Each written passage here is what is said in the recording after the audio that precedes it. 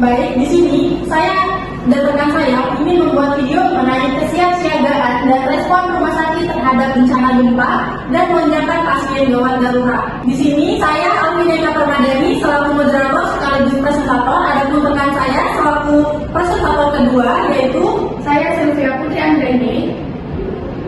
adapun outline yang akan nantinya kami bahas yaitu pertama, studi kasus, kedua, identifikasi masalah utama dan risiko prioritas, yang ketiga, strategi manajemen krisis, yang keempat, rencana kesiapsiagaan bencana, dan yang terakhir, simulasi dan evaluasi. Baik, di sini saya akan membacakan studi kasus. Pada tanggal 15 Februari 2024, sebuah gempa berkekuatan 6,5 SR mengguncang wilayah Kabupaten X. Rumah Sakit Umum Daerah atau RSUD yang berada di pusat kota mengalami lonjakan pasien dalam waktu singkat. Beberapa fasilitas rusak ringan, listrik sempat padam selama 2 jam, dan sebagian tenaga medis tidak dapat segera hadir karena terdampak langsung bencana. Tim manajemen krisis rumah sakit harus segera mengambil tindakan untuk mengatasi. Yang pertama, lonjakan pasien gawat darurat. Yang kedua, terbatasnya sumber daya manusia. Yang ketiga, ketersediaan alat medis dan logistik. Yang keempat, komunikasi dan koordinasi internal maupun eksternal. Dan yang terakhir, keamanan pasien dan tenaga kesehatan. Selanjutnya, identifikasi masalah utama dan risiko prioritas.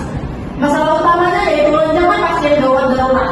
Nah, yang ini akan berisiko, rumah sakit berisiko kewalahan menangani pasien dalam jumlah besar. Yang kedua, terbatasnya sumber daya manusia yang akan menimbulkan risiko sebagian tenaga medis terdampak bencana dan tidak bisa bertugas. Yang ketiga, ketersediaan alat medis dan logistik yang akan menimbulkan risiko stok alat dan obat tidak bisa mencukupi kebutuhan darurat. Yang keempat, komunikasi dan koordinasi internal maupun eksternal yang akan menimbulkan risiko gangguan jaringan dapat menghambat respon cepat antar tim. Dan yang terakhir, keamanan pasien dan tenaga kesehatan menimbulkan risiko situasi pandemi dapat membahayakan keselamatan semua pihak. Selanjutnya, langkah-langkah manajemen kritis. Yang pertama, aktifkan tim tanggap darurat. Yang kedua, lakukan triase di alam terbuka. Yang ketiga, mobilisasi relawan dan rumah sakit sekitar. Yang keempat, terapkan rotasi tenaga medis. Yang kelima, gunakan genset cadangan. Yang keenam, siapkan jalur komunikasi darurat melalui HT ataupun manual. Dan yang terakhir, lindungi area rawan dan evakuasi.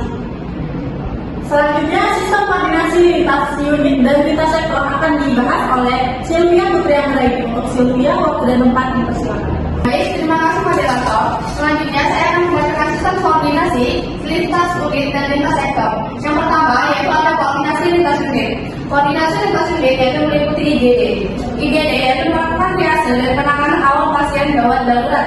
Yang kedua yaitu ada logistik, yaitu menyediakan dan mendistribusikan alat medis, obat serta kebutuhan dasar. Yang ketiga ada keperawatan, yaitu mengatur perawatan pasien dan jadwal jaga perawat. Yang keempat, ada manajemen rumah sakit, yaitu mengambil keputusan strategis, mengkoordinasikan respon, dan berkomunikasi dengan pihak luar. Yang kelima, yaitu ada keamanan, yaitu mengamankan area rumah sakit, mendukung evakuasi, dan mengatur akses masuk atau keluar. Selanjutnya, yaitu ada koordinasi lintas sektor. Yang pertama, yaitu ada BPBD, yaitu tugasnya adalah menyediakan bantuan logistik darurat dan mendukung evakuasi. Yang kedua, ada dinas kesehatan, yaitu mengirim bantuan tenaga medis dan mengatur kebutuhan antar rumah sakit. Yang ketiga, ada TNI atau Polri, yaitu membantu evakuasi, keamanan, dan distribusi logistik.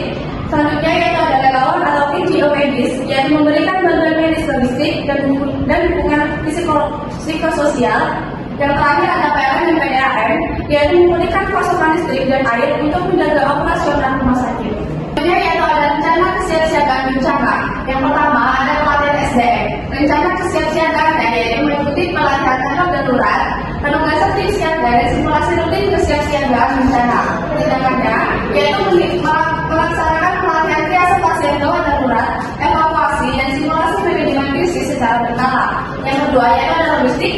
Rencana kesiapsiagaannya yaitu adalah stok alat medis, obat-obatan, APD, bahan habis pakai, cadangan serta non medis, tenda atau ruang darurat dan genset. Tindakannya yang dilakukan yaitu melakukan inventarisasi rutin, pengisian ulang stok, serta memastikan kesiapan peralatan darurat dan suplai energi cadangan. Yang ketiga yaitu ada SOP. Rencana kesiapsiagaannya yaitu penyusunan dan pembangunan SOP, triase, evakuasi, rujukan, penerimaan dan komunikasi krisis. Sementara tindakannya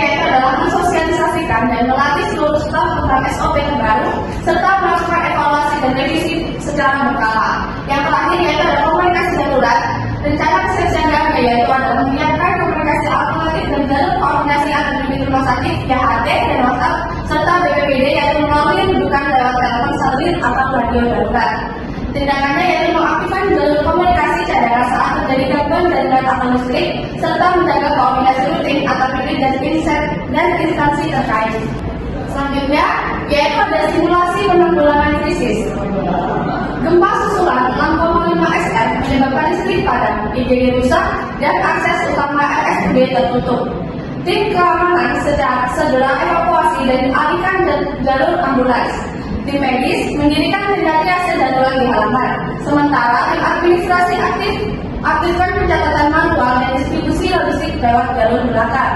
Komunikasi dilakukan via HP dan WhatsApp. Direktur Rumah Sakit memimpin koordinasi internal dan eksternal dalam 45 menit. Situasi terkendali dan seluruh pasien tertangani. Selanjutnya yaitu ada proses evaluasi setelah krisis itu terkendali. Setelah simulasi, seluruh staf mengikuti evaluasi yang dipimpin Direktur Rumah Sakit, yaitu adalah Dr. Putri. Dr. Sylvia melaporkan kekurangan perawat dan mengusulkan cadangan saat krisis. Pak Budi menyoroti keterlambatan logistik karena belum ada jalan khusus. Pak Bayu menekankan perlunya pelatihan untuk mengendalikan kerumunan warga.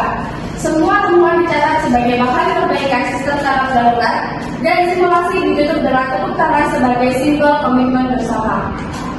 Baik, selanjutnya saya serahkan ke moderator. Baik, itu tadi penyampaian materi dari kelompok kami. Selanjutnya akan masuk ke simpulan. Rumah sakit memiliki peran krusial dalam menghadapi bencana seperti gempa bumi yang dapat menyebabkan lonjakan pasien secara tiba-tiba. Dalam kasus gempa 6,5 SR di Kabupaten X, Rumah Sakit Umum Daerah mengalami kerusakan fasilitas, kekurangan tenaga medis dan keterbatasan logistik. Oleh karena itu, penting dilakukan manajemen krisis yang cepat dan terkoordinasi, seperti aktivasi tim tanggap darurat, triase terbuka, penggunaan sumber daya cadangan, serta koordinasi lintas unit dan sektor. Simulasi penanggulangan krisis menjadi langkah penting untuk menguji kesiapsiagaan dan merancang perbaikan berdasarkan evaluasi. Baik, itu tadi penyampaian materi dari kelompok kami. Kurang dan lebihnya saya mohon maaf. Saya akhiri wabillahi taufiq wal